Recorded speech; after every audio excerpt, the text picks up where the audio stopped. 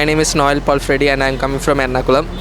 So it was a very good and the staffs were very comfortable and they were very friendly.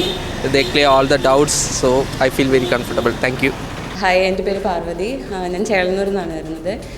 Actually ഞാനൊരു BTech EC graduate ആണ്. ഞങ്ങൾ ജർമ്മനിയിലേക്കാണ് നോക്കുന്നത്, മാസ്റ്റേഴ്സാണ് എടുക്കുന്നത്.